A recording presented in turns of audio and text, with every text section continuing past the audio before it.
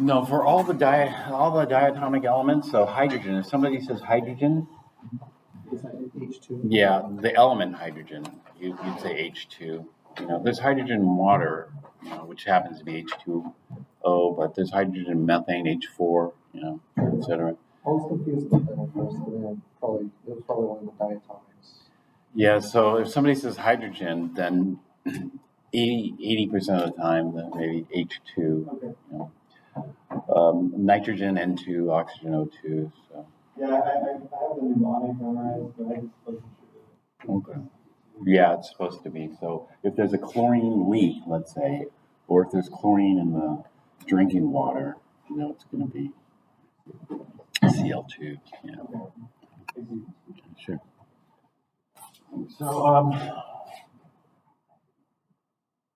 how about draw the Lewis structure and determine the molecular geometry of oxalic acid. Read that one. Oxalic acid is a common acid in titrations because you can get it in pretty pure form, and it's a solid. So a lot of acids are solids, like ascorbic acid, etc. So there's a whole bunch of acids that are solids. They're just big molecules, and they kind of clump together to form solids. So you can get fairly pure oxalic acid. Sometimes it's a monohydrate, oxalic acid monohydrate, or it could be the anhydrous form. And if you can get it in pure form and in solid form, then that's what we call a primary standard. Primary standard, or standards are really easy to meter out. In other words, we can weigh it with very high precision and high accuracy, so we can determine. So in Chem 1A, you use oxalic acid as a primary standard in a lot of titrations. This is easier than kind of measuring out, hydrochloric acid. When we measure out the hydrochloric acid, we use the burette. Oftentimes, you'll use a volumetric pipette, to do that, but there's room for error in that. Volumetric techniques, that is measuring out volumes, is more difficult than just weighing it on the balance. Weighing on the balance is pretty simple. So oxalic acid is a very important acid in titrations. That's correct, H2C2O4.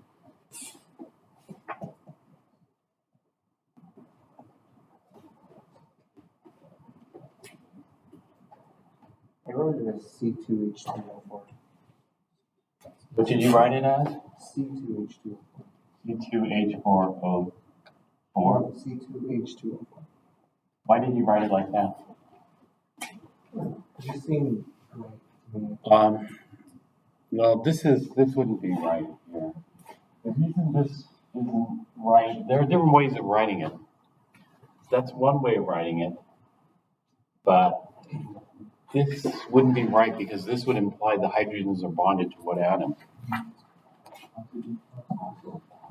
This one, written in this form, these are non-acidic hydrogens, and this would imply that the hydrogens are bonded to carbon. This one, these are acidic hydrogens. Acidic hydrogens always are at the beginning of the formula. And so this is how we can tell we have an acid. We can tell we have an acid because it begins, acid should begin with hydrogen. That's how we tell. Not always. There are two ways of writing this type of acid. We could have the hydrogen at the end, because the other way of writing acidic oxalic acid is like this. So I don't recommend writing it like that. There are two ways we can write oxalic acid. HOOCCOOH, or HO2CO2H. These are what we call the condensed structural formula.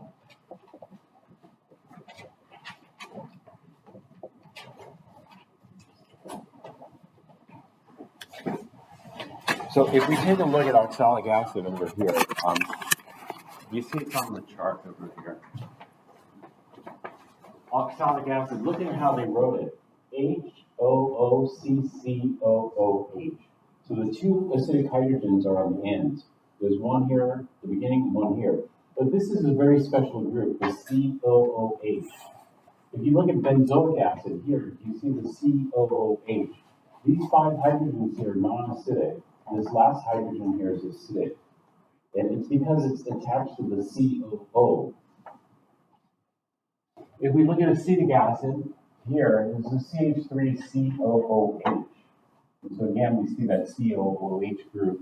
That's what we call in organic chemistry, that's what we call carboxylic acid.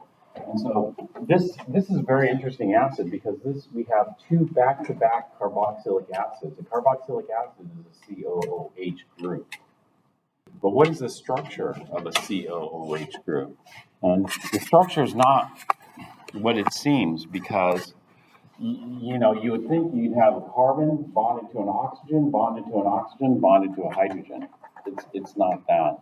When you draw the Lewis structure, you'll see that it's different in order to get an octet.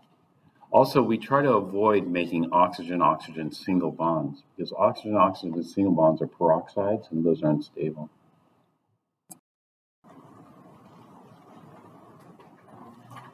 How about the octet rule? Has it been satisfied? There are different ways we can do organic structures. One, we can do it like this, count the electrons, complete the octets to the terminal atoms. The other way is we can just build it. If there are no formal charges, we can just build it based on groups. So for example, when we have a terminal oxygen like this that's double bonded, how many lone pairs are found there? Oh, well, 4 electrons, 2 lone pairs. That completes the octet. 2, 4, 6, 8. You got to have the octet rule completed. How about this oxygen? This oxygen? Same. Oxygen likes to form 2 bonds, whether they're 1 double or 2 singles, and have 2 lone pairs like that. That completes the octet. This is one way of doing it. If there are no charges, this works. This should give us the total number of electrons. All the formal charges should be 0. So for example, this oxygen has 1, 2, 3, 4, and then half of these, 5, 6. So oxygen has 6 valence electrons, it got 6 valence electrons. Carbon, you split all these in half, 1, 2, 3, 4. Has 4 electrons, it's supposed to have 4 electrons. 0 formal charge. This oxygen, 1, 2, 3, 4, 5, 6. It's supposed to have 6, 0 formal charge. This hydrogen, 1. And so all the formal charges are 0, so everybody has the correct number of electrons, and this would be the total number of electrons. The total number of electrons, if we did an electron count, would be the same thing, 2, 4, 6, 8, 10, 12, 14, 16, 18, 20, 22, etc. We count it up, and then it matches the total. So there are different ways of building these kind of structures. All right. What is the electron geometry on this carbon?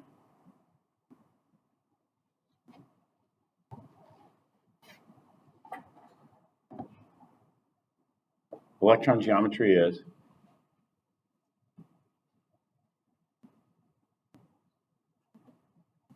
linear. We only have 3 electron geometries: linear, tetrahedral, and trigonal planar. So out of those 3, which one do you guess it is? Tetrahedral, because how did you determine this tetrahedral? Well, linear is more like a straight pattern, and a triangular planar is more like, takes like a triangle form. So a tetrahedral would probably be the best. Well, the tetrahedral, it depends on how many groups. How many groups are around this carbon, groups of electrons? 3. So 3 groups is trigonal planar. This is trigonal planar. It forms a triangular structure like that that's flat. And so this would be like trigonal planar here. This is not the same molecule, but we have a double bond here and 2 single bonds. This is trigonal planar. You look, it's flat and plane. Something like this. This is a different molecule. This is some other with a double bond. These would be two carbons here. This would be trigonal planar. Let's see. Yeah, all right. This is tetrahedral. It's totally different. This is 4 groups of electrons. It's going to be different from this. We don't have 4 separate groups of electrons. We have 3 separate groups of electrons. So it's different. Well, anyway, so this is trigonal planar. The molecular geometry is also trigonal planar. However, what is this? Is this linear? It's linear, but you're going to be deceived by Lewis structure. Lewis structures don't have to be drawn accurately. You can draw a Lewis structure any way you want. Nobody cares. This is not a molecular geometry drawing. This is not linear. Here. I drew it linear, but it's not linear. Because how many groups of electrons are there? For this oxygen here, how many groups of electrons are there? 4. You have 2 single bonds and 2 lone pairs. Well, 2 lone pairs are going to take up space. So these would be the 2 lone pairs, and then we have the 2 single bonds. Is that linear? Well, it looks linear if you hold it like this. Does that look linear? Straight up and down? Yes, but when you look at it in reality, is it linear? No, it's bent. So we got lone pair that's pushing these 2. It's going to bend it.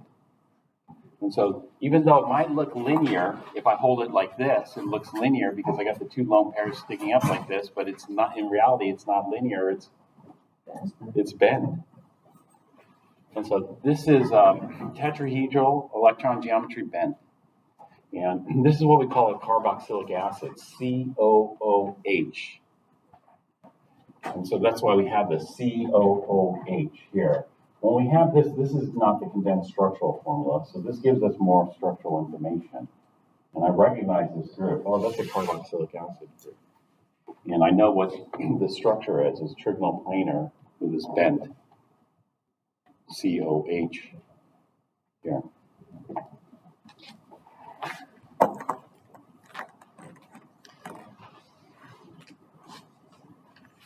All right, we're going to do some more structural stuff in the lab.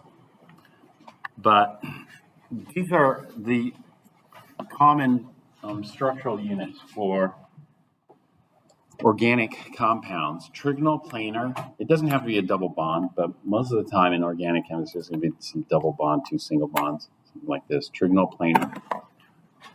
And tetrahedral. The way we draw tetrahedral is we pick an angle to look at it. And so we'll have a bond in the plane. That means one sticks out, one goes in. Now, if you look at it from above,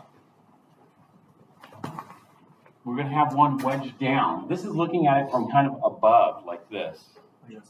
And so, yeah, we have this one that's wedged out here. You see that? And then one dashed in. So the one that's wedged is to the right, and the one that's dashed is to the left. Can you see how the perspective is there? If you're going to draw it in this kind of orientation, always draw it the same way. Don't mix up the orientation like this.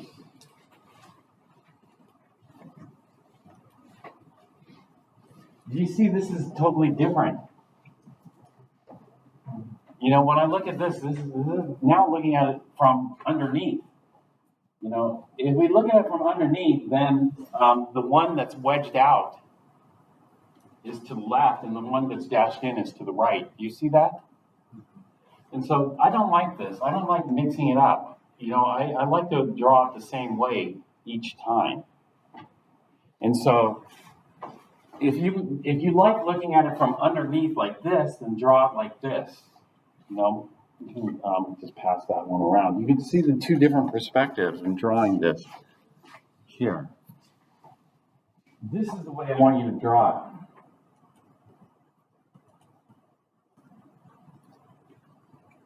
I'd like you to draw it like this. You know, where the wedge is to the right and the dash is to the left, because you're looking at it from above, kind of. There are 3 ways we're going to draw this tetrahedral. This is the most common way, but for more complicated molecules where we're going to have a chain of carbon atoms, we draw it a little differently.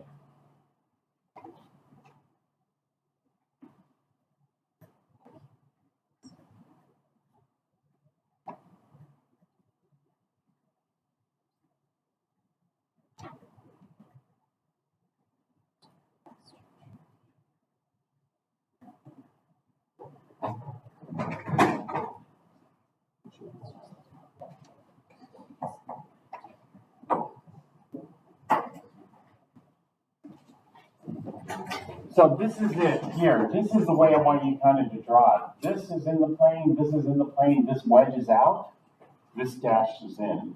The wedge is to the right, the dash is to the left. This would be methane. And then we have ethane. Meth means one carbon, and then the ane means it's a hydrocarbon, that is with all single bonds. An ene means we have a double bond. An ine means we have a triple bond. And so the ending tells us a bit of information about the structure. So methane is a single carbon with all single bonds. An ethane is 2 carbons with all single bonds. Propane is 3 carbons with all single bonds. Butane is 4 carbons. So the prefix means 2. Prop means 3, and but means 4. And so how would we draw these on paper? And so this will be the different ways we're going to draw tetrahedral.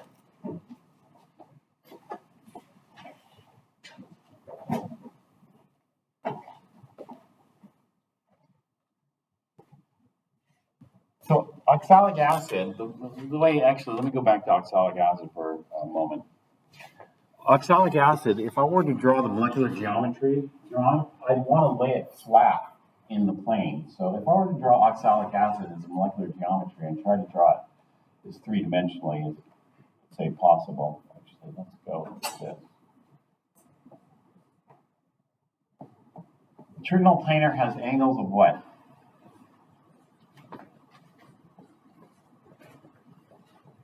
Well, you'll have to start memorizing this stuff. 120 degrees. And then tetrahedral has angles of what? 109.5. So I'm going to make this in the plane, and this is going to be 109.5. What that's going to do is it's going to throw a lone pair out of the plane, like this. And so I have a solid fill, and then a lone pair wedged or dashed in. And so there are 3 ways I show a lone pair in a molecular geometry drawing. One is just normal like this. This is in plane. 2 is just solid fill. This is wedged out, wedge. And then 3 would be dotted. This would be dashed. So that goes in a wedge dash diagram. So this is kind of showing it. So all this is flat, completely flat. Interestingly, I can twist, the bonds rotate. Single bonds rotate, so I can twist single bonds like this. And so what that causes is this is kind of like a propeller. It can spin, but I'm just going to flatten it out. When this is at room temperature, it's spinning. This.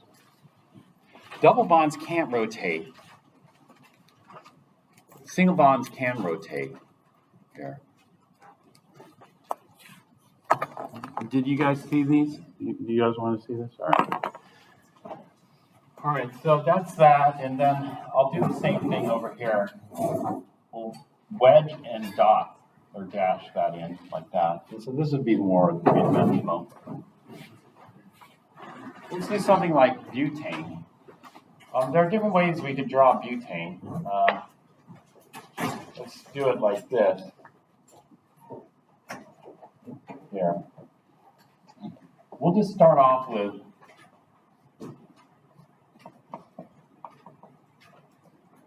this. This, in organic chemistry, is called a methyl group, CH3. It's just stuck on the end. CH3, and then we have this group here. And what I'm going to do is I'm going to draw the two bonds like this in the plane. That's going to wedge out one and dash in one. This is called a methylene group, a CH2. And then I have another methylene group here, that's CH2. And so I'm just going to be consistent. I'm going to draw the wedge to the right, the dash to the left. And you got to be consistent when you kind of do these things. And then I'll do one more. This one I have the different choices about how I can do this. So for example, I can just rotate this and make it inverted one of these. That is, I can just go like this. And then, or I can draw like this.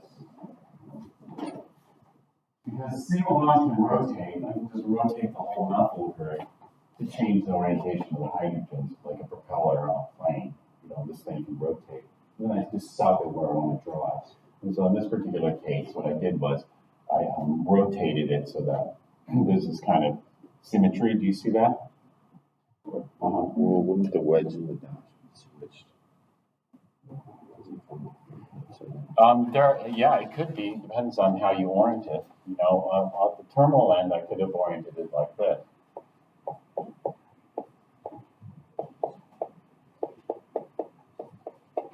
Like that. That's how they have it oriented here. Or actually, it's upside down from here. You know, there are different ways to do this. And so here, the way we do it is we alternate it. And so do you see this one's linking? This is called a zigzag here of carbon atoms. And so this next zigzag, I can put it like this. And if I do it all zigzag with carbon atoms, we can do it like this. There's just different ways to write butane. And so the first zigzag will be this. The next zigzag will be this. And then I have 4 carbon atoms. And so I have the zigzag chain. Zigzag, zigzag, zigzag. Okay, and so first I make the zigzag like this. The reason we do the zigzag like this is because then you could just draw it in a straight line. Because if you start making this one, let's say a zag-zag or a zig-zig, then it's going to tweak around. Does that make sense? And so this is why they do it like this. Now, if you do it like this, then these are how we draw the wedges and the dashes for this.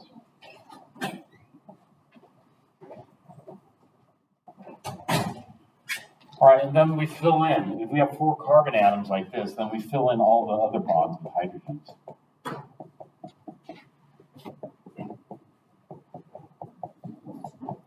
And so this is another way of doing butane, but I did this one because I just started off with our standard tetrahedral structure. This is our standard tetrahedral structure. We're familiar with it. This is more of a zigzag structure. So, and then I end with this, with a slit. You can draw it. I mean, since you can rotate single bonds, we could rotate this. This is called the methyl group here. Right now I have the methyl group rotated like this, with hydrogens pointed down like this. You got these two here. Well, you know, this thing rotates, so you just rotate it however we want. Now I have it rotated like this. You know, I have the zigzag here, and then the 2 hydrogens wedged dash. You see that? Mm-hmm.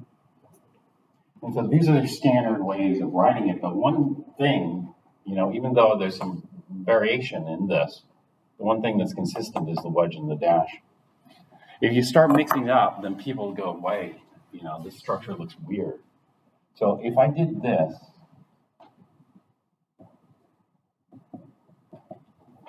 people would be going, that's weird. That doesn't look right. That's just off, you know. A lot of people, they don't care, you know, they just mix it up. And but when you work with a lot of these, then you'll see. So going back to that model there, let's say you have a solution and it moves. So would they be moving in uniform or would they be colliding with each other? How would they look in the solution? Well, this is not a solution. This is actually a gas. Or a gas? Yeah. Excuse me. But you want to know how it's moving. Yeah. Then you want to do molecular dynamics. YouTube is just so weird now.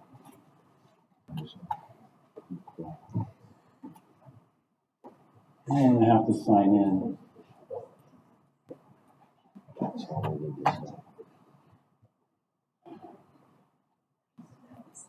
Search. All right. Molecular dynamics.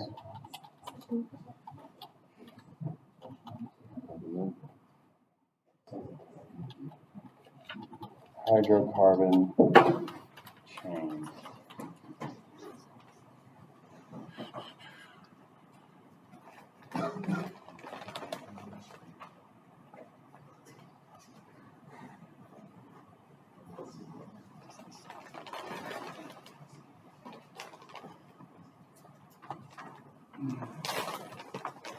Let's see this one. This has butane, but it's in calcite nanoparticles. I just want molecular dynamics of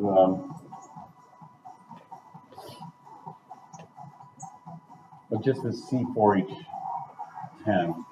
This is C4H10, 4 carbons, 10 hydrogens.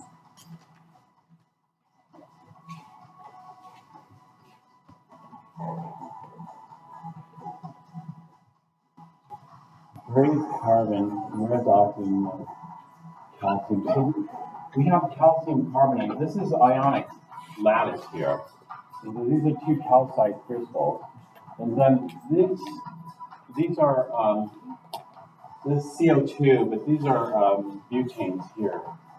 And so the temperature is going to be 375, so it's a little warm. So anyway, the molecules are going to be doing everything, vibrating, rotating, spinning, all this stuff. So that's what's happening. So what we have to do is we have to freeze it, because this thing's just shaking around like a spaghetti noodle in boiling water or something like that. And so what you do is you just freeze it and then draw it how you want to draw it. The way we draw it is we try to draw as many bonds in the plane as possible. So we'll just flatten it out. This is better molecular dynamic simulation.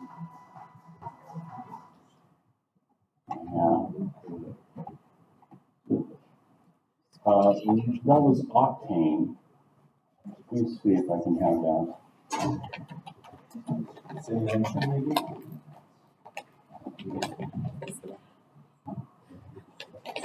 Yeah, they're all simulations.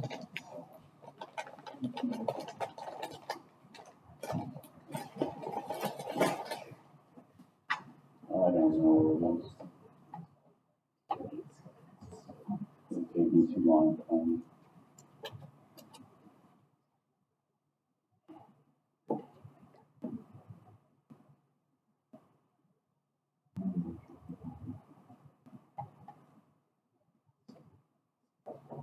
These are simple molecules.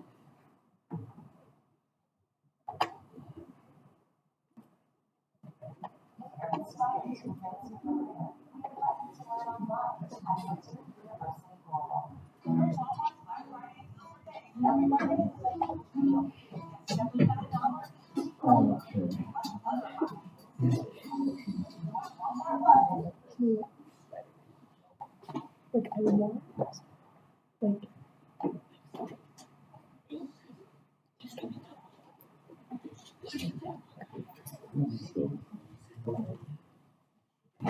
So here's this is propane here. Let's see what they're doing. Just looking at the physics of this, let me skip fast forward and let's see some simulations. This is the physics of this. They do some simplifications, otherwise the calculations are too big.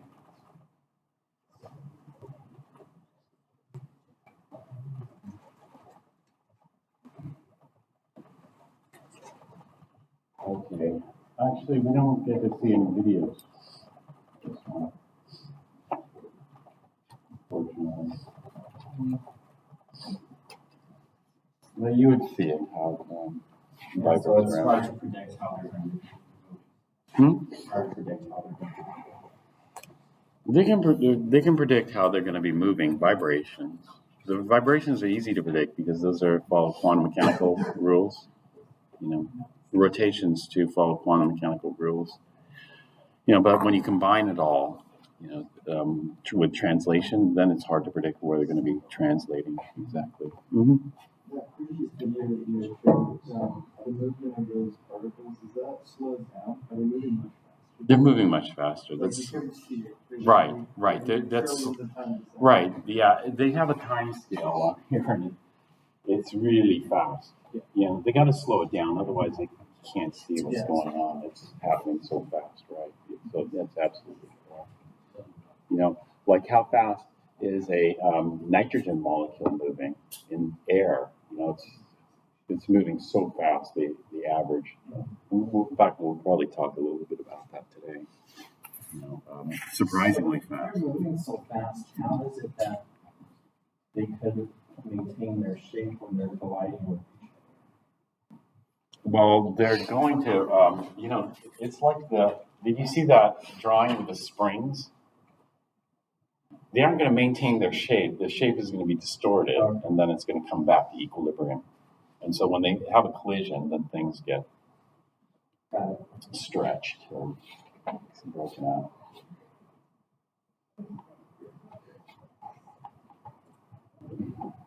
Physics helps us to understand chemical. That's true.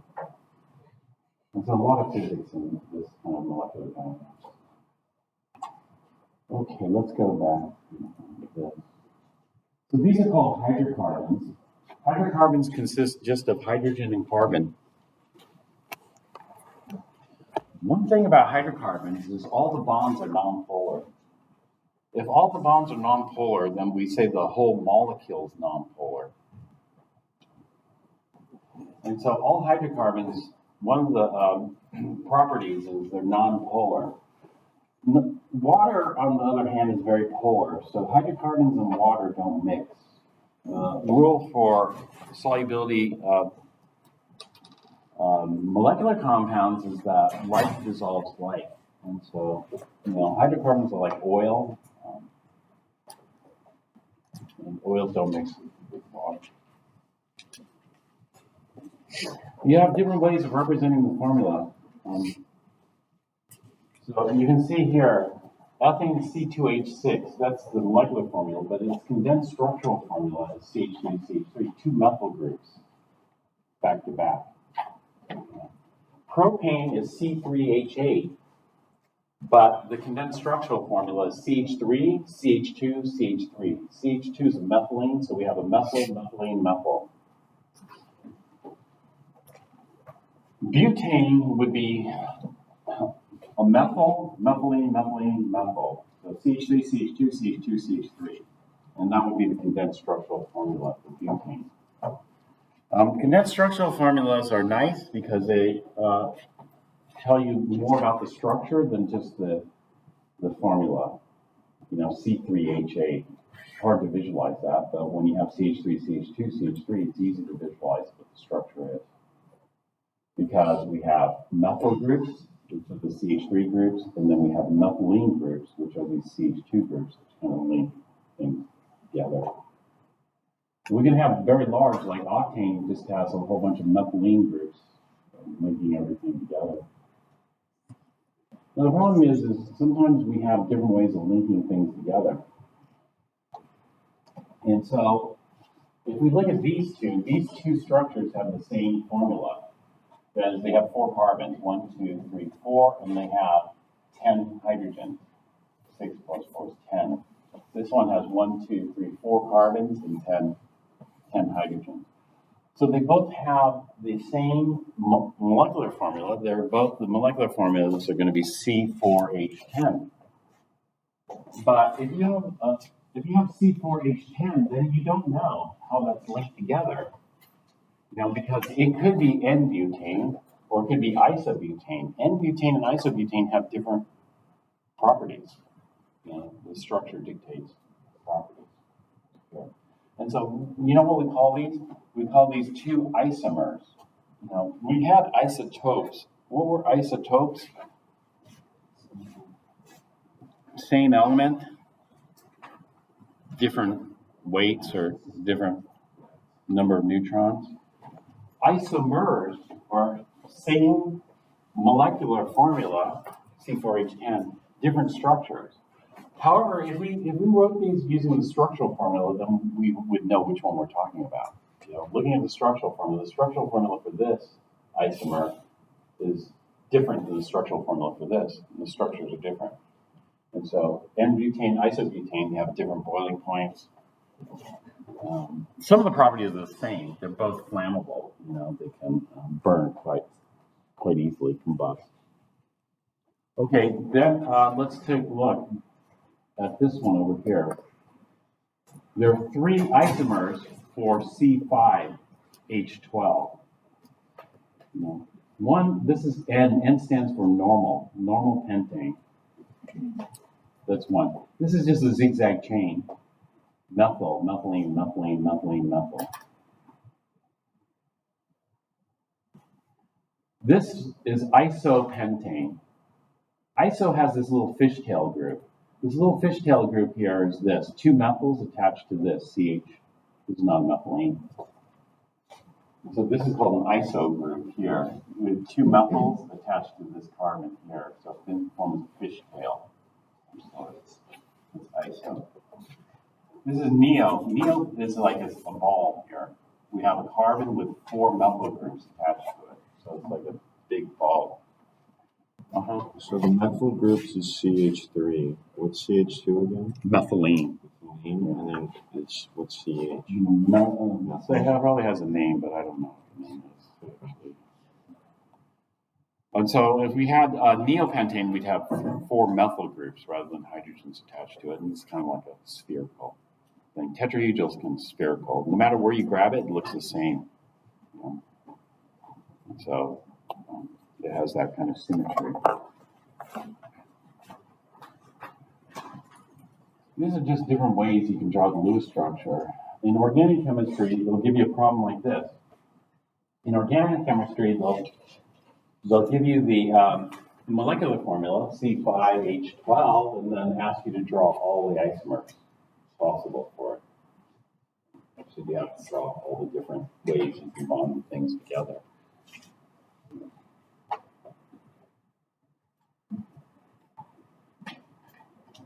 So those are hydrocarbons. Those are what we call alkanes. There are other hydrocarbons, but we're just not going to get into it. We have other organic groups, alcohols and ethers. Alcohols and ethers, oftentimes these have the same molecular formula. These are oftentimes isomers as well.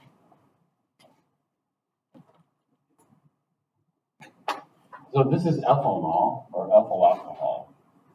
Ethyl, this is an ethyl group. This has a name, CH3CH2. CH3CH2 is called an ethyl. 2 carbons. 1 carbon's methyl. 2 carbons ethyl. 3 carbons would be propyl. So we have propyl alcohol. This is ethyl alcohol or ethanol. And so it's like ethane, except you add this. An alcohol is a COH group. And so this is the COH group. So we see the methyl here is tetrahedral. Well, and then the methylene group here is tetrahedral. And then the alcohol group here is bent. It's bent because it's tetrahedral electron geometry, like we saw for oxalic acid. But this is not an acid group. This is an alcohol, COH. Okay, this is C2H6O. C2H6O, well, it's the same thing. This is C2H6O. And so these are 2 isomers of C2H6O. But they have totally different properties. You can drink this, but don't drink this. This is dimethyl ether. probably pretty toxic if you drink this stuff. But here we have tetrahedral here. You can see that here. This is bent with tetrahedral. 2 methyl groups. And so two methyl groups stand in a chain. But an ether is a carbon-oxygen-carbon link. An alcohol is a carbon-oxygen-hydrogen link. Okay. But we have to be careful because we can't get fooled, because sometimes we have an alcohol, what looks like an alcohol, but it isn't an alcohol. Like this is an alcohol. This is called methyl alcohol, because it's methyl and an alcohol. Or it's called methanol. So methyl alcohol, methanol, they're the same thing. This is wood alcohol. This alcohol you don't want to drink. You know what happens if you drink methanol? You go blind and you could die. We talked about that a long time ago. Butanol, I don't know if you could drink butanol. I wouldn't want to, though. I'll try. Or propanol, like isopropyl alcohol. Have you ever tried drinking that? Rubbing alcohol? No. There are lots of alcohols, so many different alcohols. But butanol is starting to look more like methanol loves water. Ethanol loves water, but butanol does not like water. Why? Butanol doesn't really like water. The reason butanol doesn't like water is because this huge hydrocarbon group. You got, this, which would be the butyl group. Butyl group hydrocarbons don't like water.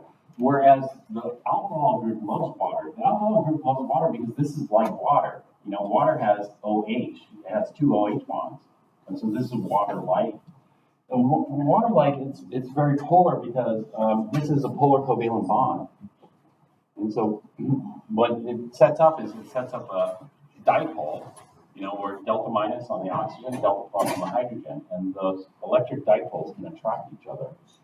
We have an electric dipole, so this end of butanol loves water, this end of butanol hates water, so it's a love-hate kind of relationship. It depends on which side is more dominant. Is the hydrocarbon part more dominant or the alcohol part more dominant? And so as you get to longer and longer what we call chain alcohols, long chain alcohols are going to be more oil-like than water-like.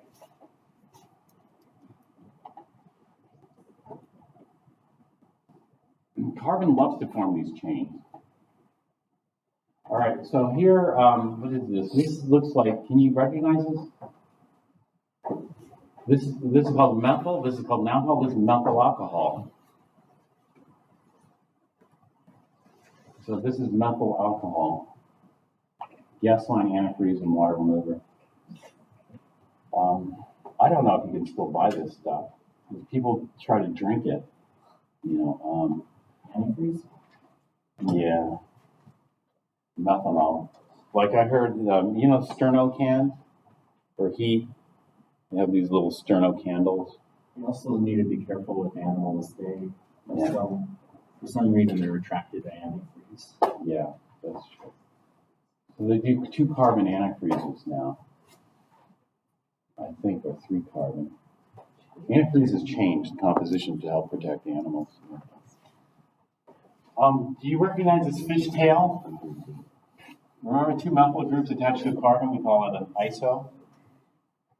And so this is called isopropyl, because it has 3 carbons. Isopropyl alcohol is rubbing alcohol. This stuff I wouldn't drink.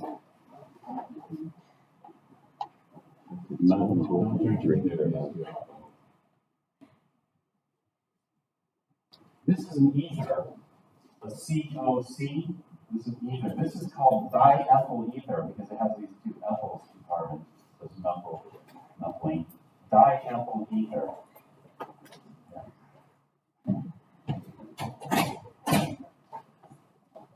Do you recognize this group? The CH3 group is called what?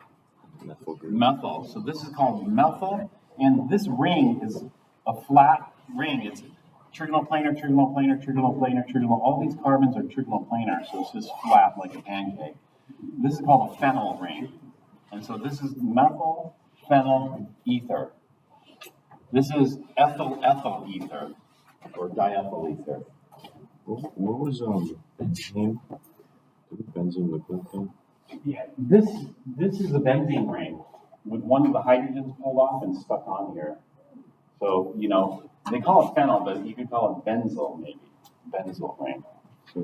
So if you'd switch the oxygen with hydrogen and forget the methyl group, that's benzene. Yeah. If you knock this off, you put a hydrogen on there, that's a benzene ring. Benzene rings are trigonoplanar, trigonoplanar, trigonoplanar. And it forms a flat molecule like this. There are two resonance forms for benzene. This is one of the resonance forms that they're showing here. Oftentimes when they show phenyl, they'll just draw a circle in the middle to show the hybrid structure. You don't have to draw any of these. Those are alcohols and ethers. And then we have carboxylic acids. The carboxylic acid has the COOH group. One of the reasons why methanol is so dangerous is methanol in the body, if you consume it, is oxidized. And when it's oxidized, it's not oxidized all the way to CO2. Methanol burns. You can oxidize it all the way to CO2. It's partially oxidized. Partial oxidation can happen. It's like incomplete combustion. You can have incomplete combustion, but it doesn't form carbon monoxide. Did I tell you about my trip to? I went to Joshua Tree. Did I tell you about that? I went to Joshua Tree and then went into the town of Yucca Valley. There's like a dollar store or something like that there. Went into the dollar store and they had Santa Barbara wine. Oh wow, Santa Barbara wine, $1 a bottle. I bought it. I bought a bottle to bring back to the campsite there to enjoy next to the campfire. But, you know, opened it and then tasted it. You know what it tasted like? It tasted like vinegar. Yeah, it was awful. So, Santa Barbara wines are good, but not all of them. yeah, what must have happened was, you know, they got the cork there. What must have happened is a little bit of air leaked into the cork and then partially oxidized my ethanol. Ethanol tastes a little bit sweet. And so what happened was the ethanol or ethyl alcohol was partially oxidized. In organic chemistry, they do this. They partial oxidation. Partial oxidation, you know, this is the symbol for oxidation in organic chemistry. You oxidize it, and then in this case, it gets converted to this. You know what that is? That's another way of writing acetic acid. This is acetic acid. And part 2 of our titration lab was to determine the concentration of acetic acid. So you could have done it with the wine. Part 2, I could have taken that bottle of Santa Barbara wine and then you could have titrated it and saw how much vinegar was in there. You know, that would have been one thing you could have done. But and so it turned out from being, I thought I got a great deal to being, well, I did get a little bit of use out of it. And so what I used the bottle of wine to do is put out the fire, you know. So it was a very expensive way to put out the fire, $1, you know, like 750 milliliters or something, I forgot. And got that. You know, it wouldn't have been bad if lots of oxygen got in there. If I had full oxidation, then I could have oxidized my ethanol to CO2, and then I could have had like sparkling grape juice instead, and then I would have been happy. If it were like sparkling grape juice, great. But vinegar, no. I'm not so good. I remember one time I was at Costco and they were selling these filters for wine to remove the sulfites. And their argument was that was the reason why you get nasty hangovers is because of sulfites. Yeah, right. But I argued back, I was like, well, you don't really get nasty hangovers with good bottles of wine. So like, they have better bottles of wine. Yeah, you know, that Santa Barbara wine did have sulfites in it. You know what the sulfites are? What is sulfite? The formula for sulfite. Yeah, SO3, 2 minus sulfite. What's the oxidation state here? Oxidation state of oxygen is -2. The oxidation state of sulfur is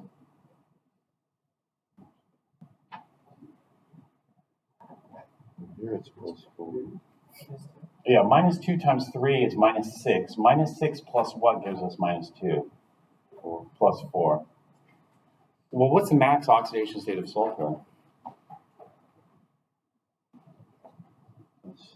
+6.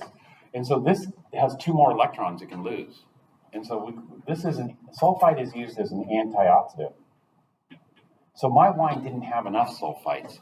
I needed a lot more sulfite, and I would have been okay. If they had a lot more sulfites in my wine, then it wouldn't have been converted because the oxygen would probably attack the sulfite first before attacking the ethanol. And so there wasn't enough sulfite in my wine. But they don't really put sulfite in wine. Do you know what they put? They don't put sulfite in wine.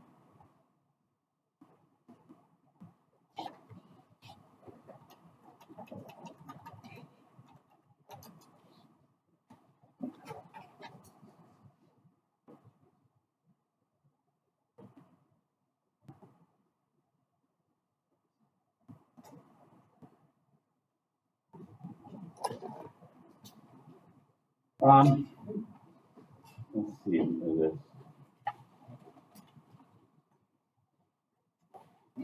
Sulfite is another word for sulfur dioxide, a powerful antioxidant and antibacterial that helps keep wine fresh. And so it's not sulfite, it's sulfur dioxide. Well, sulfur dioxide, is a gas, and they just kind of bubble it through the wine. Some of it gets absorbed. But why do they call sulfur dioxide sulfite? Why don't they just put like sodium sulfite into the wine or something? Well, sodium would alter the taste and make it salty, Actually, or what else could you put? Group 1? If you put potassium sulfite, it's going to alter the taste because potassium has a different flavor. Lithium might be good if you're depressed or something. But it would probably counter the effect of alcohol. But lithium's expensive. Because alcohol is already a depressant. Right. So. Right. So maybe lithium sulfite would probably be the best, but I don't know why they don't put it in there. Because then you can, you'd be happy. What's that? Yeah. Yes, I don't know. That's interesting. Lithium.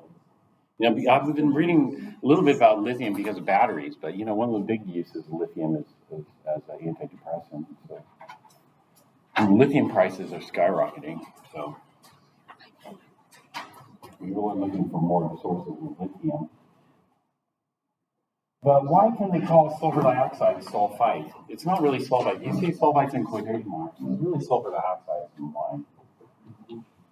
The reason they can do it is because in terms of redox, it's an antioxidant. In terms of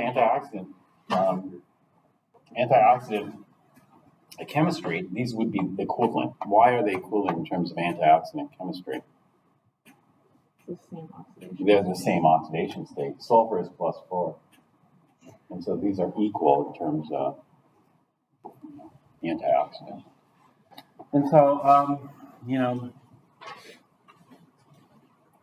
so the oxygen that leaked in through the cork already consumed all my sulfites.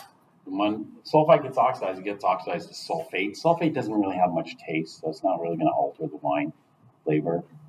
I don't know, but sulfur dioxide probably will cause a headache maybe if you breathe this stuff. A lot of oxides of sulfur aren't very healthy.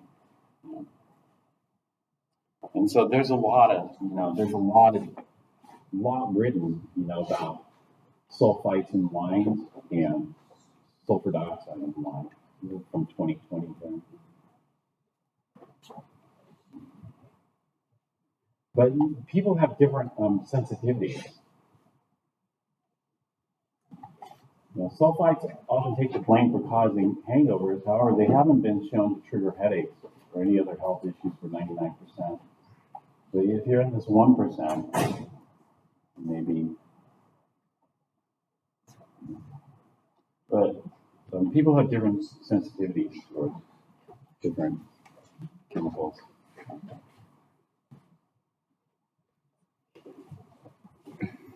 Well, let's continue. So this is ethanol. So in your body, ethanol gets converted to acetic acid.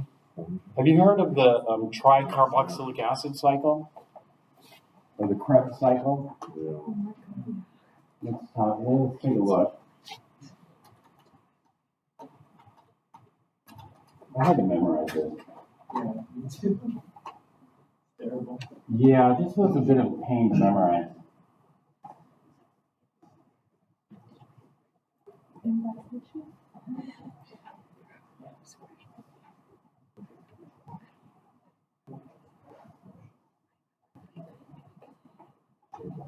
Well, actually, maybe this, let's see. Krebs cycle.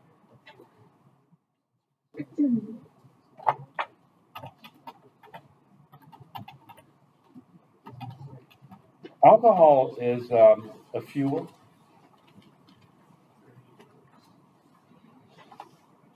And so it gets inserted into these cycles here. And so we have alcohol gets oxidized to, this is another type of organic compound called an aldehyde. It's converted into acetaldehyde. The most famous aldehyde is formaldehyde. And so a lot of people blame their headache on acetaldehyde buildup, when they drink alcohol. And then eventually to acetate. And then it gets into the metabolic cycle.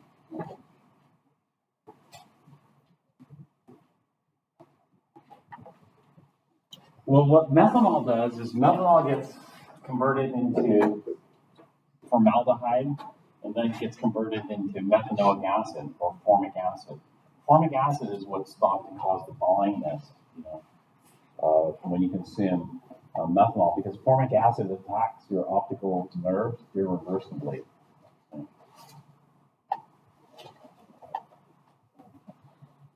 Through the oxidation.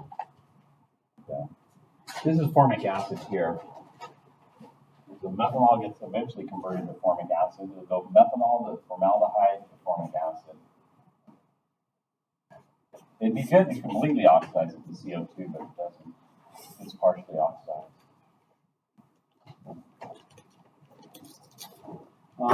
This oxidation we can see in terms of looking at the oxidation state.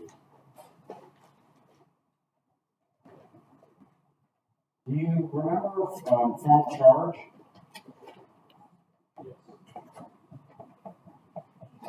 Formal charge is one way of counting electrons. Do you know there are 3 ways of counting electrons in a structure? The 3 ways of counting electrons are the octet.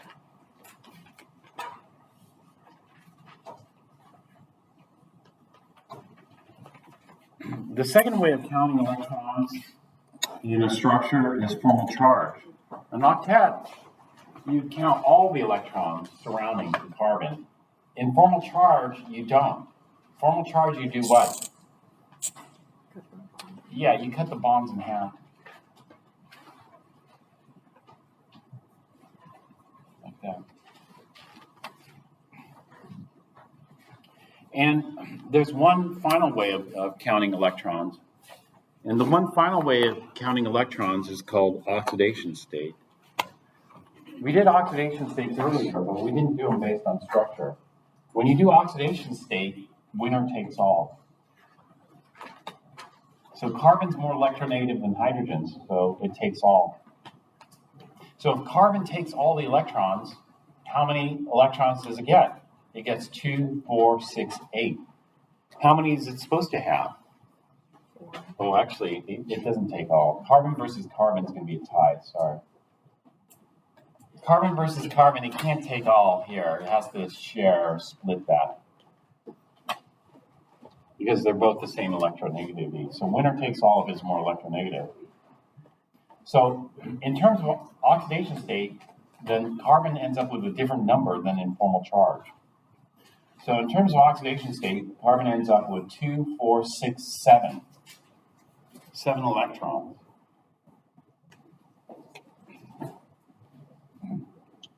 How many is it supposed to have?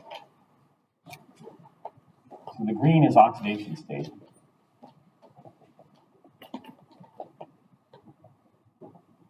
Carbon's supposed to have 4 electrons.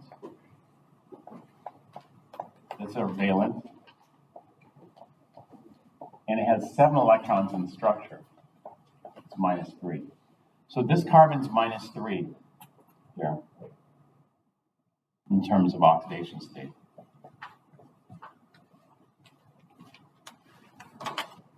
All right, so carbon-carbon tie. Carbon-hydrogen, carbon wins.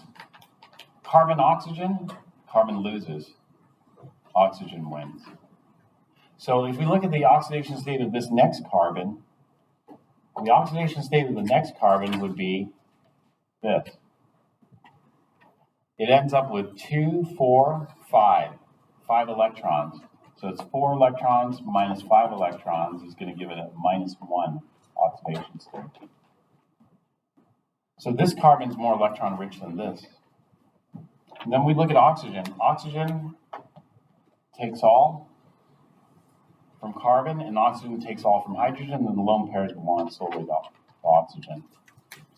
And so this oxygen is going to be 2, 4, 6, 8. It's supposed to have 6. So it's 6 electrons normal minus 8 electrons gives us a minus 2 formal oxidation state. So the oxidation state of this oxygen is minus 2. And then all the hydrogens end up with nothing. So all the hydrogens are plus 1. If we look at acetic acid, all the formal charges are 0. If we look at acetic acid, all the formal charges are 0 here as well.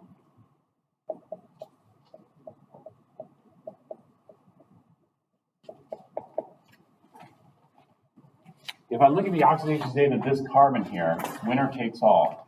2, 4, 6, 7. So this carbon's the same. It's minus 3 is the other carbon. However, this carbon's different. This carbon ends up with 1. So normally it's supposed to be 4 electrons. It only ends up with 1 electron. This gives us plus 3. So this carbon is plus 3. So do you see that carbon's been oxidized? It used to be at minus 1. Now it's at plus 3. And so this is what we call partial oxidation. Complete oxidation would take it to plus 4, CO2. I just want to take a picture. Oh, yeah, okay.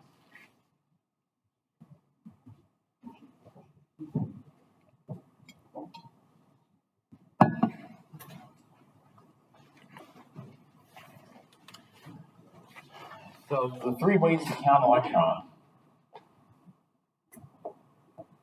Actually, there's more. The 3 ways to count are the octet, the formal charge. Formal charge assumes 100% covalent bonds.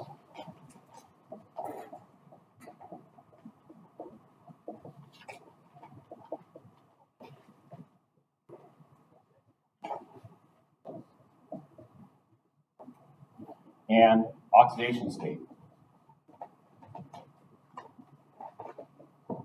Oxidation state assumes 100% ionic bonds if they're different. You know, if they're the same, then it's going to be covalent. 100% ionic for heteroatom bonds. That is 2 different atoms.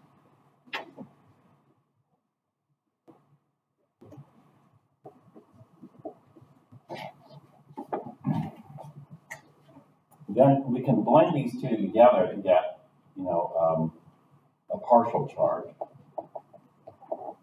You know, partial charge is where it's not 100% covalent, it's not 100% ionic, it's somewhere in between. That somewhere in between is like polar covalent, and so the charge comes out like delta plus, delta minus.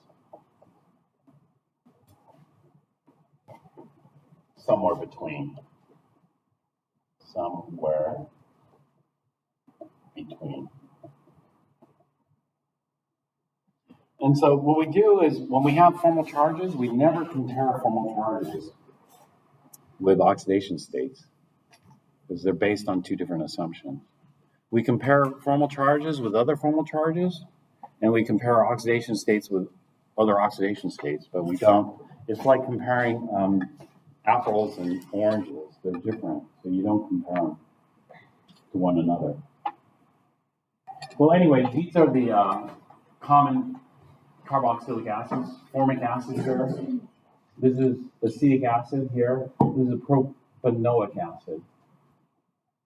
And this is also called methanoic acid. This is one carbon acid. 2 carbon acid would be ethanoic acid. 3 carbon acid would be propanoic acid. And then we have this one here. This is salicylic acid up here. It has a carboxylic acid group there. This is aspirin, which is acetyl salicylic acid.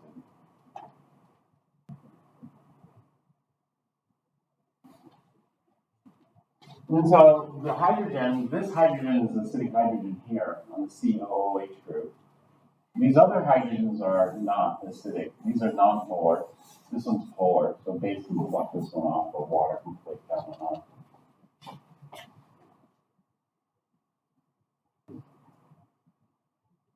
All right, that's the end of chapter 13.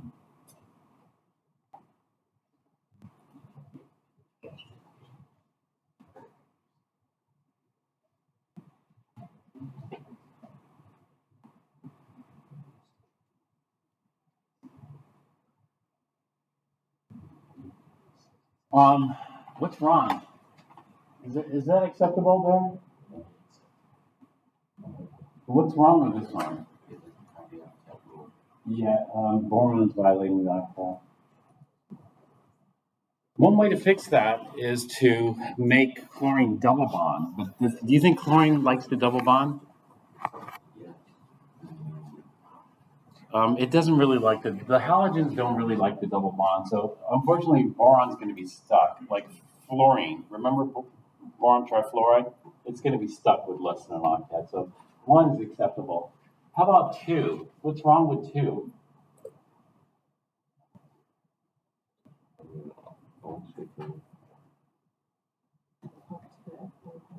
Well, the octet's screwed up because this oxygen doesn't have an octet. Is that the only problem with number 2?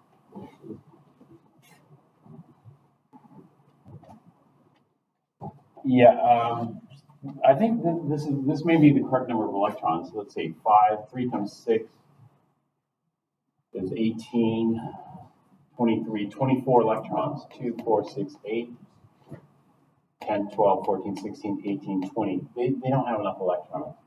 You've got to put 2 lone pairs here. So they had the wrong electron count. Yeah, the nitrogen should be in the middle. This is very unstable. When you look at this, this is just wrong. Having oxygens like this. Oxygen doesn't like to form oxygen-oxygen single bonds as a peroxide. Those are very unstable. Nitrogen should have been in the middle, and they should have gotten the electron count correct. How about number 3? Does that look good to you, or does that look off?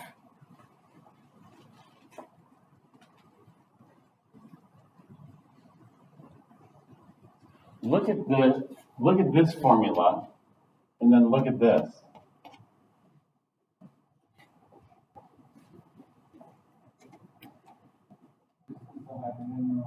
The hydrogen's in the wrong place. It's got to bond to the oxygen. This is an acid. Acids have the hydrogen bonded to the most electronegative element. The most electronegative element here is oxygen, not chlorine. The 3 most electronegative elements on the periodic table are fluorine, oxygen, and nitrogen. Those are the top 3. And so this hydrogen should have been bonded to the oxygen. One of these, pick one. So nitrogen's more electronegative than fluorine or chlorine? Is nitrogen more electronegative than chlorine? Yes.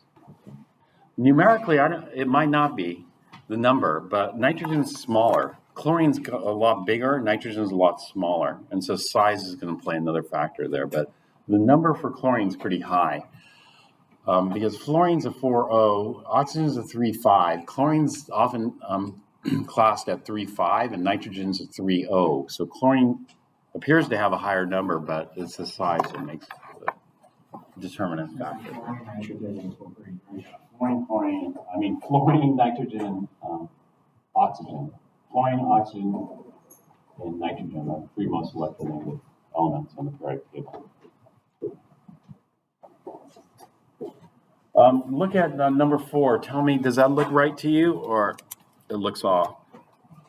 Does the carbon in this energy needs 2 more electrons? Yeah. The carbon in the center needs 2 more electrons, but if we put 2 more electrons, what happens to the formal charge?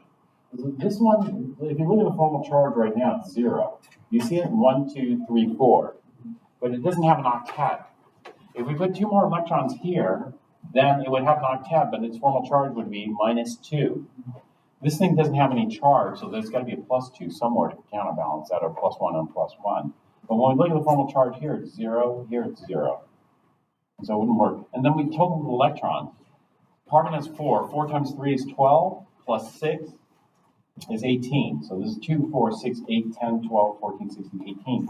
We can't add 2 more electrons because they're already using 18 electrons.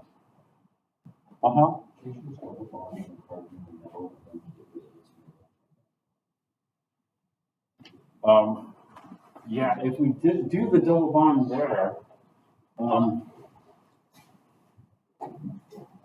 would it violate the octet rule? That's what we got to worry about. So let's say we double bond one of these carbons. Take that lone pair, make a double bond here.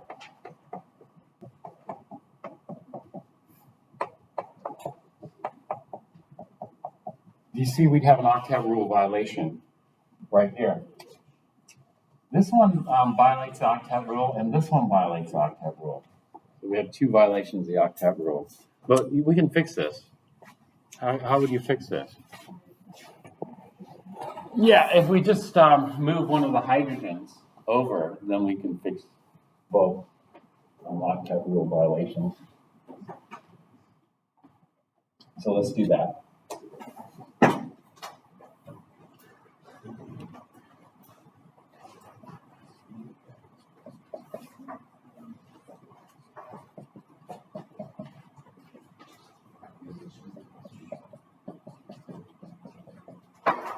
How's that?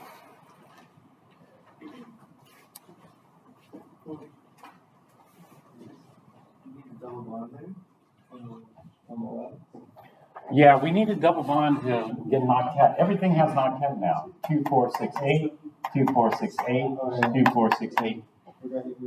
And then we got to make sure we use the how many? 18 electrons. 2, 4, 6, 8, 10, 12, 14, 16, 18. So we've used up all the electrons. Is there a resonance form for this?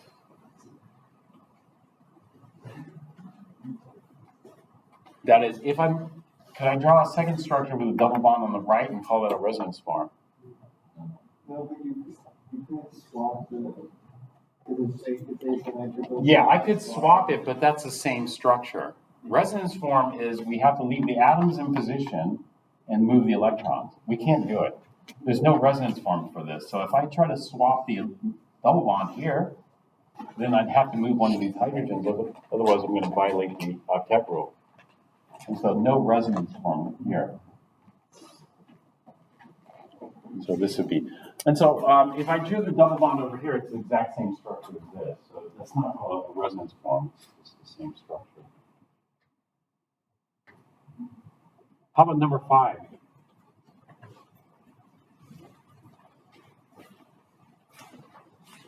Does that look good to you? Right off, you see something weird. What doesn't look right? The what? The carbon is missing an octet. Right? Did I use up all the electrons though?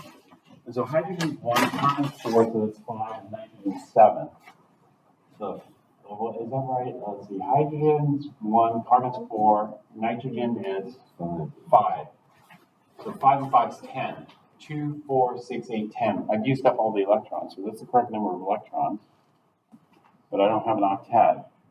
How can you make an octet around carbon?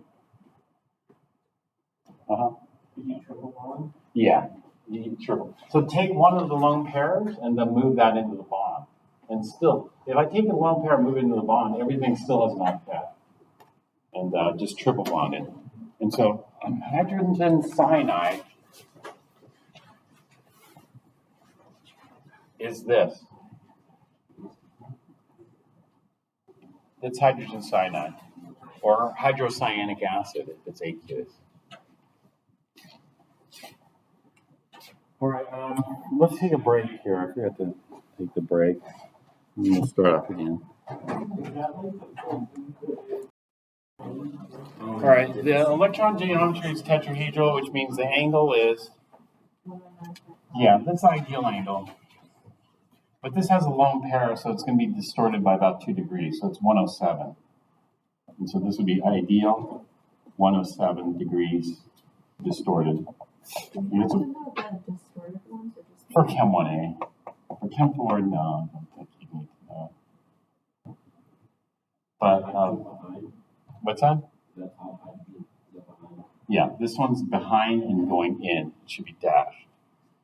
What's the shape of this called?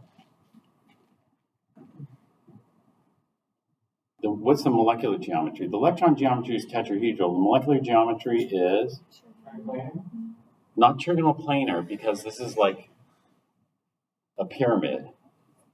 Also tetrahedral. It would be trig, not planar, but trigonal, pyramidal. Trigonal pyramidal. And so what we're looking at here is this.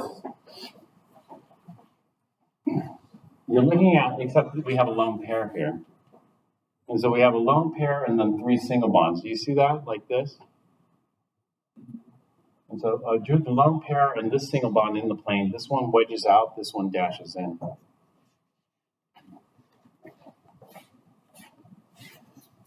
So the molecular geometry is electron geometry.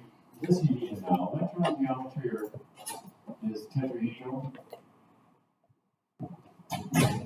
The molecular geometry is trigonal pyramidal.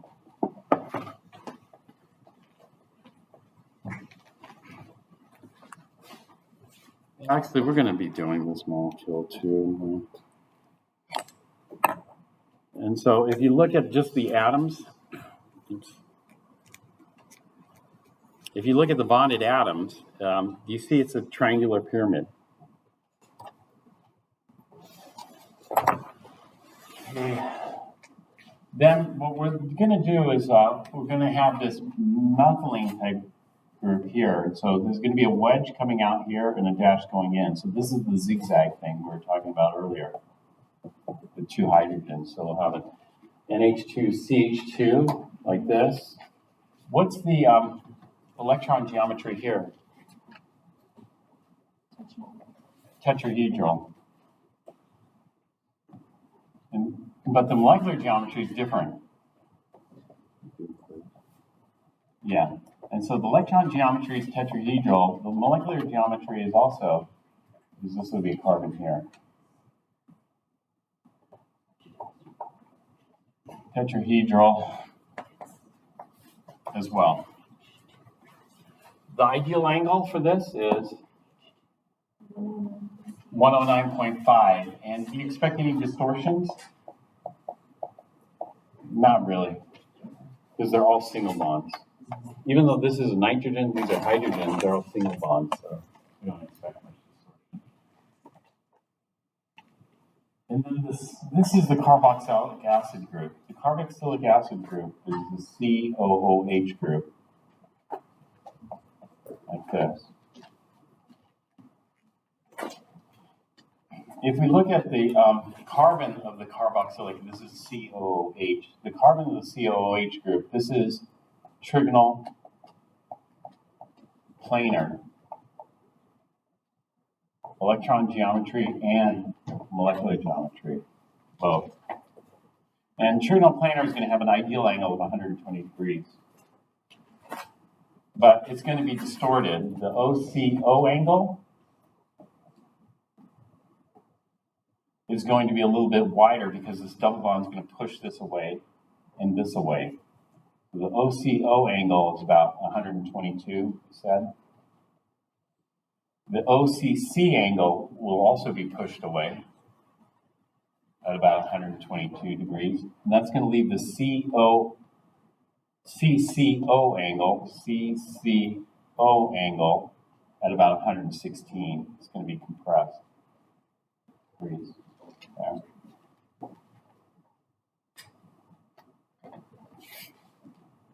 So this would be ideal. These would be distorted angles here.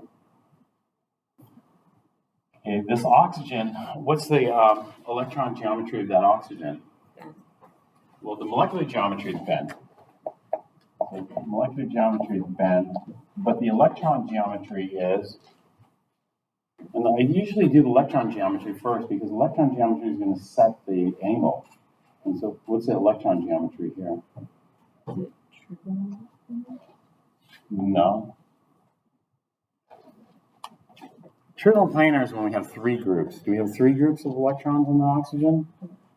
It's four groups, so it's got to be tetrahedral. And so if it's tetrahedral, then we know the angle. The ideal angle for tetrahedral is 109.5. The ideal angle.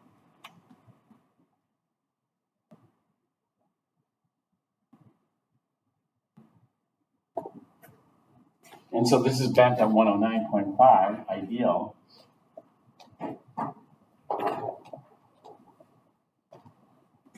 But distorted, what's the angle? Distorted.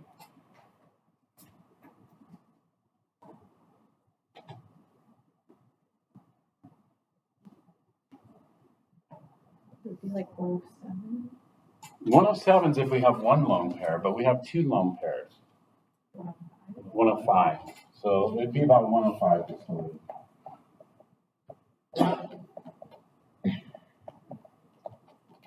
So this is your typical analysis for molecular geometry.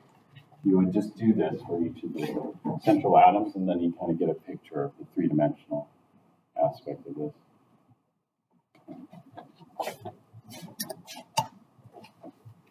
Now we're going to leave. Well, actually, we didn't finish this one. Let's take a look at some other problems. This one. Number 6, does that look okay to you?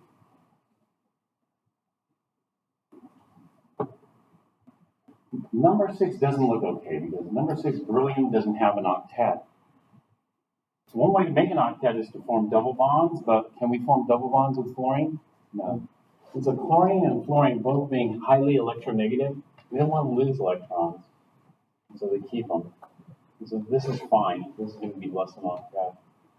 You look at this one, C2H6O. Is this okay for this? Does everything look okay? This group looks okay. What is that group called? Hydrocarbon? Well, it's a hydrocarbon group, but when we have one CH3 group attached to a bigger structure, we call it a methyl. So this looks okay. This is a methyl, this is a methyl. And do you know what a COC group is called?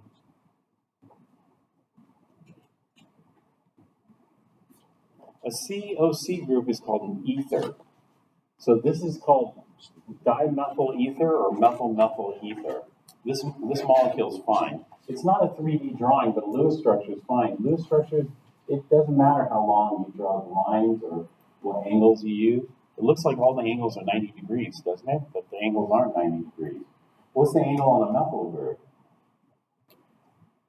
What's the angle here, the HCH angle? 180. 109.5. What's the COC angle? Ideally, it's the COC angle. Ideally, it's, well, what's the electron geometry? How many groups? Well, you have a single bond, a lone pair, and a single bond. That's altogether 4 groups. 4 groups is tetrahedral. What's the ideal angle of tetrahedral? 109.5. But this is going to be distorted because there's 2 lone pairs that take us up more space. Each lone pair is about a -2 degree, which means the angle should be roughly 105. And so this is going to be bent up about, 109.5 ideal or 105 distorted.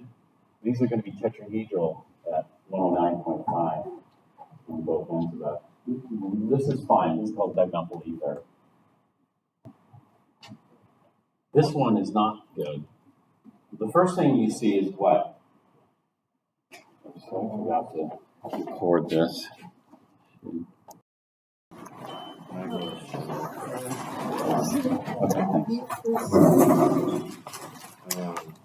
was using it and it's going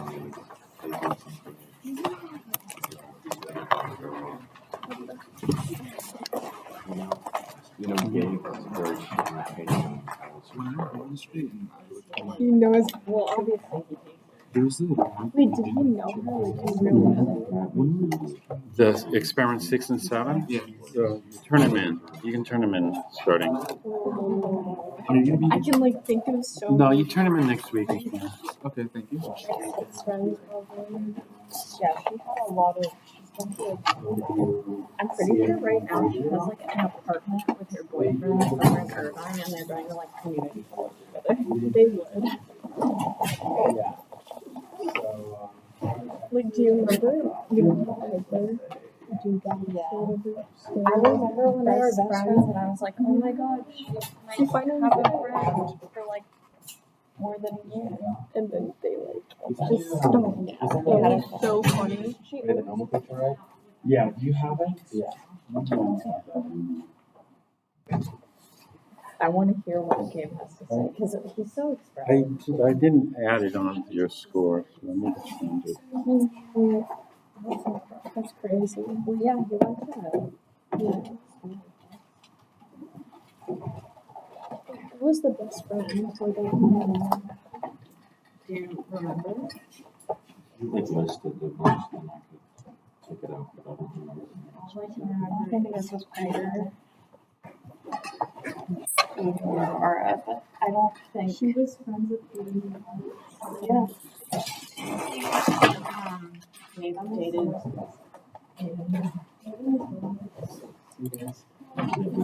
Okay, see you guys. Have a nice weekend.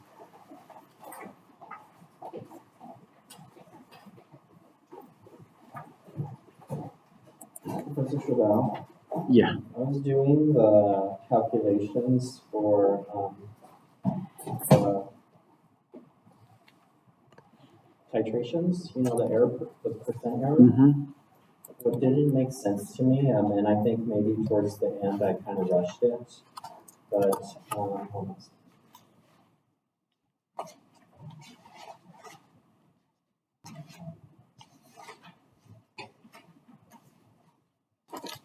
Okay.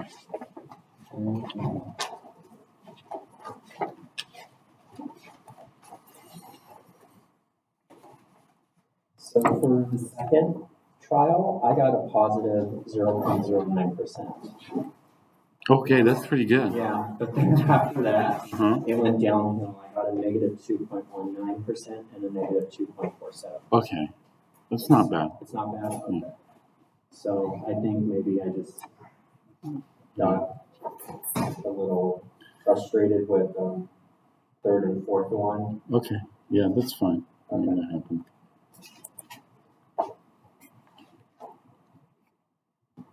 But you got some good practice there, so that should be good for future.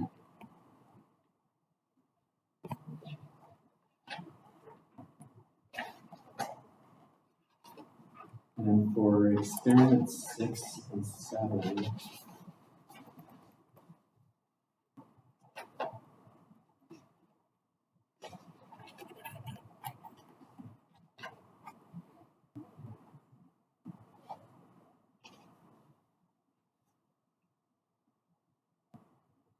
You said we didn't have to do the balanced equation for the phenolphthalein, do we? No. Okay. Oh, can I actually show you something? Yeah. Are you busy right now? No, go ahead. Because we're on the topic of warning. So there's actually a really good movie. It's just a short clip.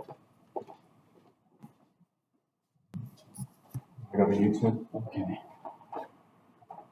Oh, this was a really good video, actually. Yeah. We'll probably use that in the future.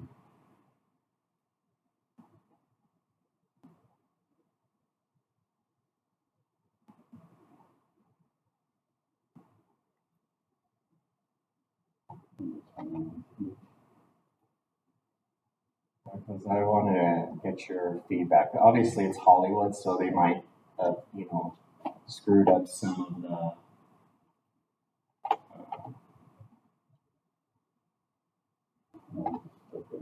Search it out. What was the name of the video? Oh, on YouTube? Yeah. YouTube. So type in uncork. Oh, wait, no. Bottle shock. Brown wine scene. Brown wine. Mm-hmm. Scene.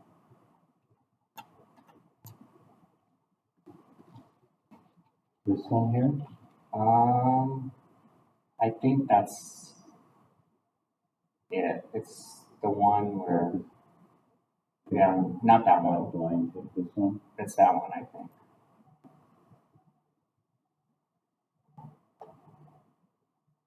Skip through.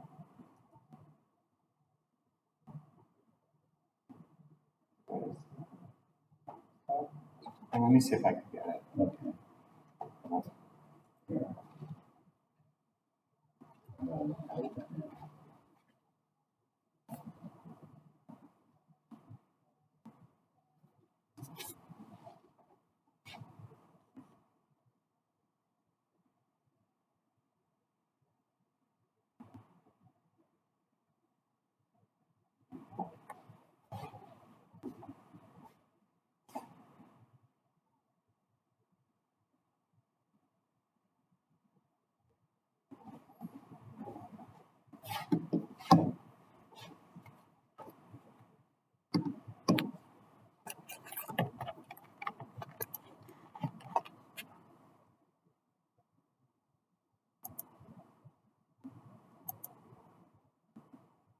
I might have took it down because of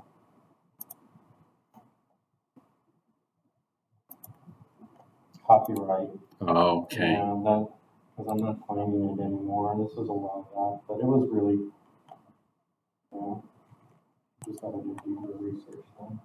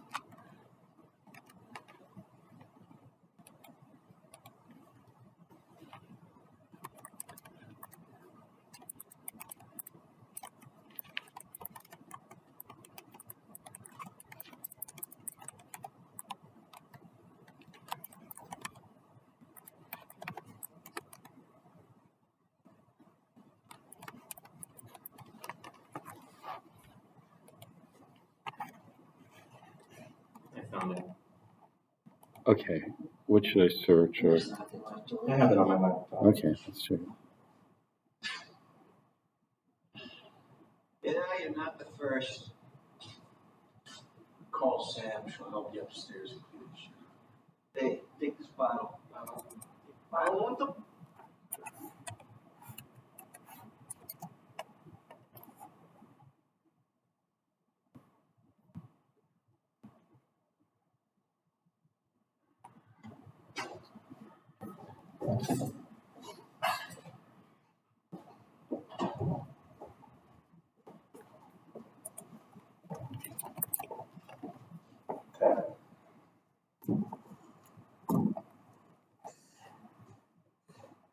There he is.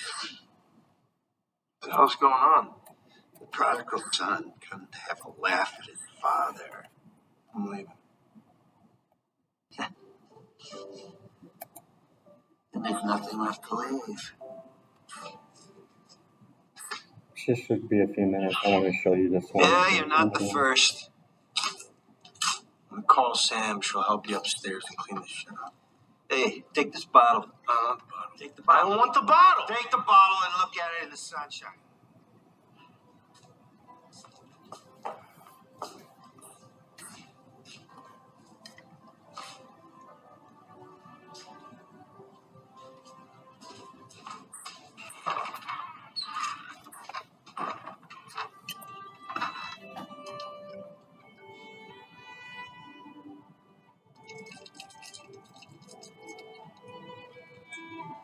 Why is it brown?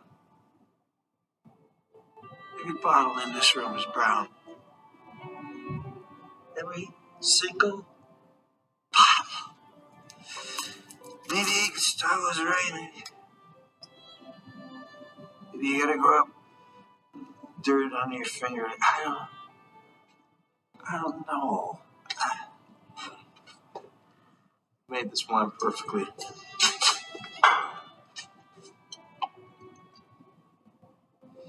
It tastes fine. Yes, it does. So we made buttery, beautifully layered, beautifully balanced Chardonnay. And it's brown.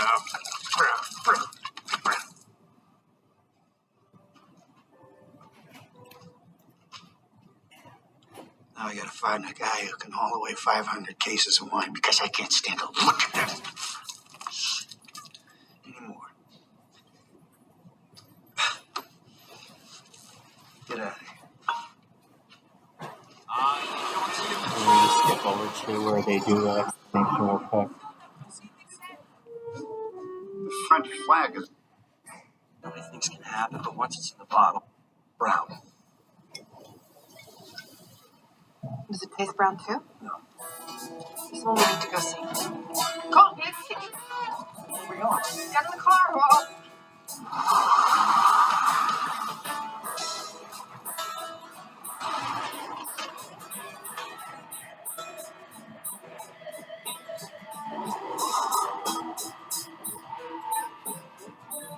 It's always hard to know what went wrong. So many things can happen, but once it's in the bottle, there's nothing you can do. It's probably oxidized. The taste becomes metallic. But that's just it. The wine tastes fine. My father's a perfectionist. No air touches the wine after it's in the barrels. Did you bring a bottle?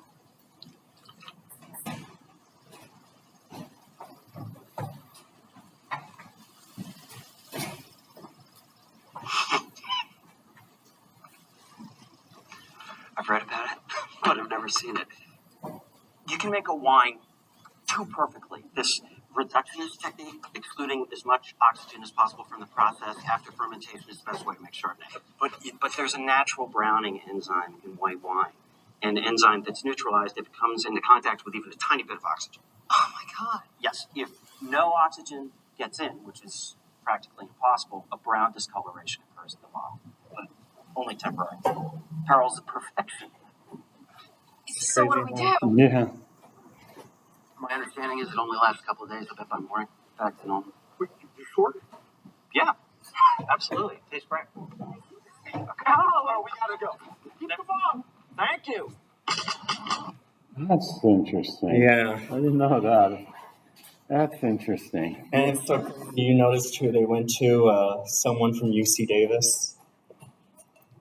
Right, and you think, but you would think a little bit of oxidation you'd want. Just a little bit to get the full bouquet of flavors or whatever. Yeah. You'd think.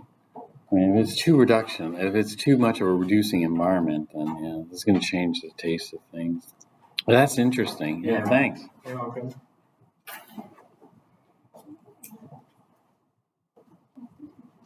Did you do the, okay, 5? Did you do the reactions for 6 and 7? Yes.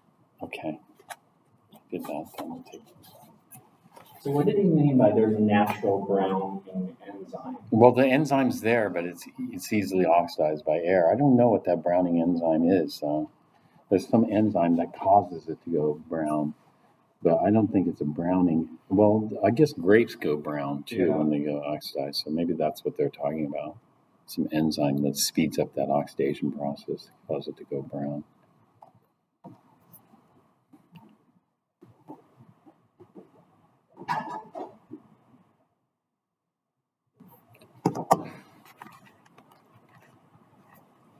Yeah, that same bottle that they talked about in the movie goes for like tens of thousands of dollars now. Wow. Oh my God. So that's like based on a true story? It is a true story, yeah. How interesting. So what it's based on is, France is the king of wines, especially back in like the 60s and 70s. Yeah, right. And you had this small Napa Valley farmer who got into the winemaking industry. And there was a connoisseur from England who went around tasting all these different wines, and he heard about Napa Valley, and he decided to go and check it out. And he came across this family and it's actually a famous winery now, Chateau Montelena is the name of the winery. And he realizes that, it compares very well to what the French wine is. So he decided to take some bottles for a blind taste test, and the French were shocked because they thought it was French wine when they were doing a blind taste test. And then when the results came in that it was American, they were like spitting it out. They were like so shocked. Okay, yeah. And they thought the French wine was American. Wow. Yeah.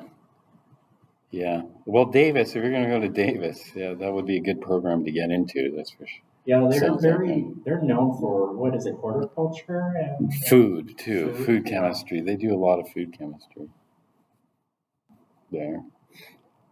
Do they have a good chemistry program there, too? They have a good chemistry program there.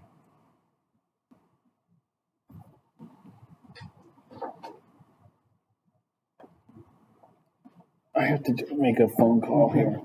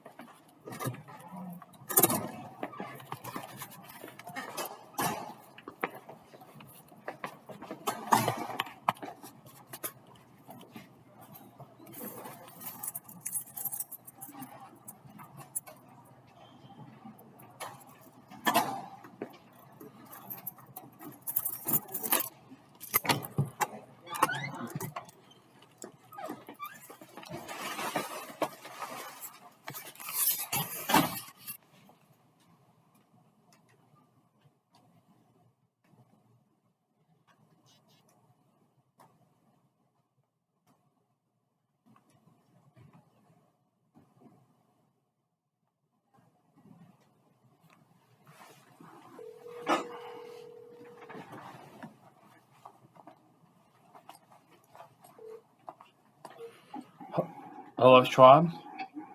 Yeah, I contacted David who's doing the evaluation. He's out in the field, but he said he's going to contact somebody there. Did you guys find somebody already, or did he? This was about an hour ago. I talked to him. Oh yeah, we got it as soon as I hung up earlier. Okay, good. Okay. All right, thanks. Yeah, no problem.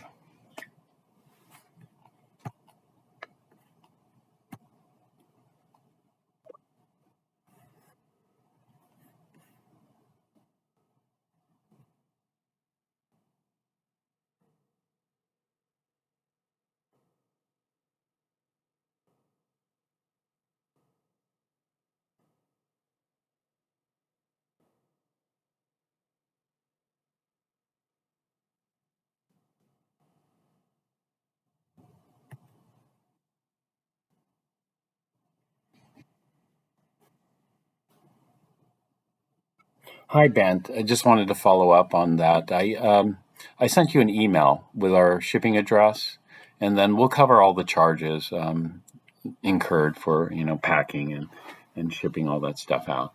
But if there are any issues, just give me a call. And he said that they're going to call me for payment, so I'll take care of it when they give me a call, probably after they pack it up. All right, thanks a lot, and appreciate it as well. All this stuff. Okay, talk to you later. Bye.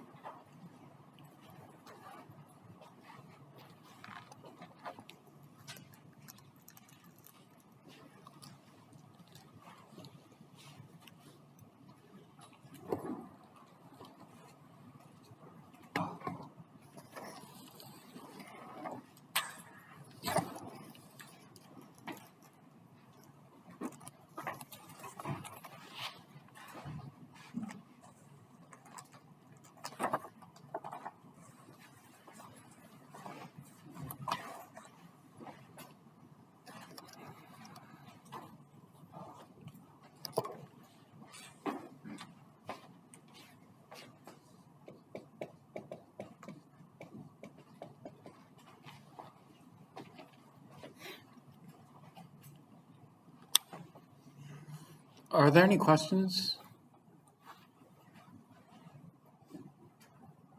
No? All right, can you do this? Can you draw the Lewis structure of oxalic acid? And then draw the wedge dash structure, like the 3D molecular geometry structure for oxalic acid.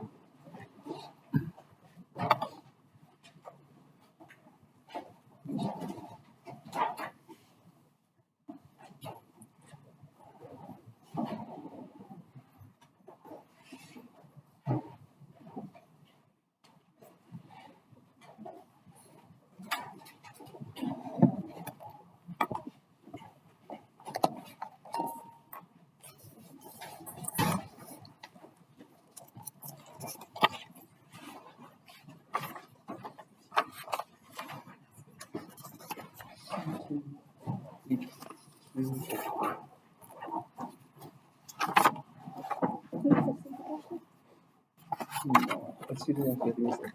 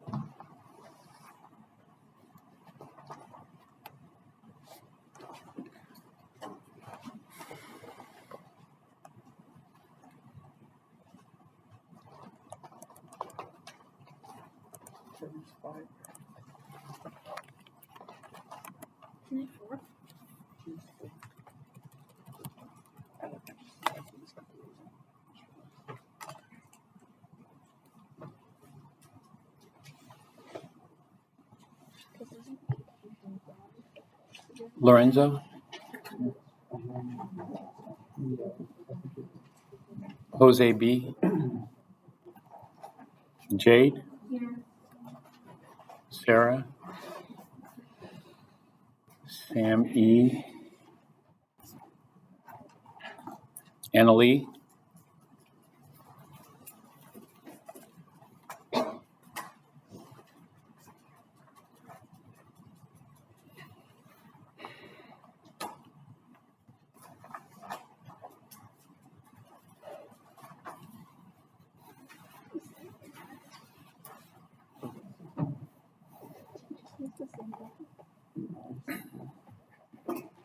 Viana?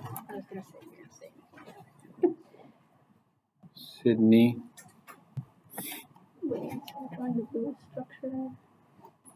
Lewis structure and then analyze the Lewis structure. Tell me the electron geometry, the molecular geometry, so angles, and then try to draw it as a 3D structure.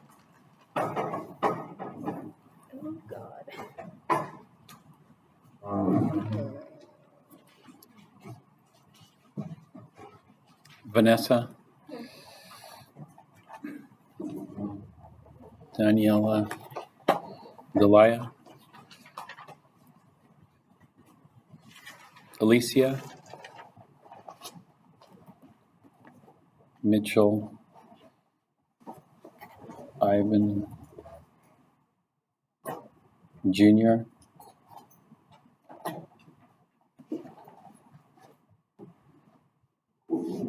Adam? Carmen? Yeah. Sam Q?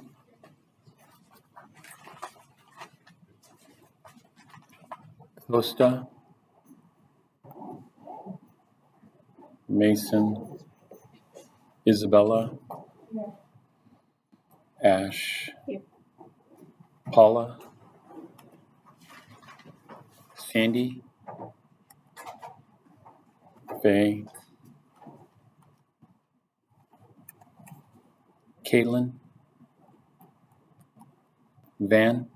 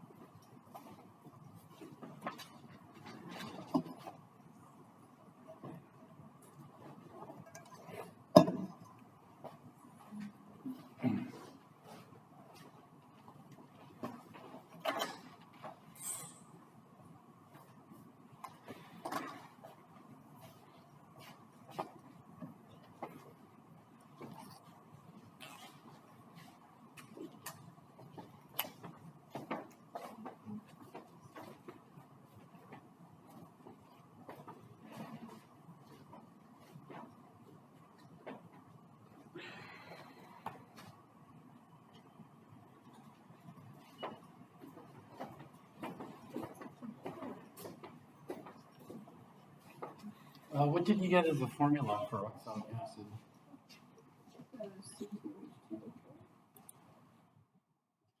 Where did you get that particular formula from?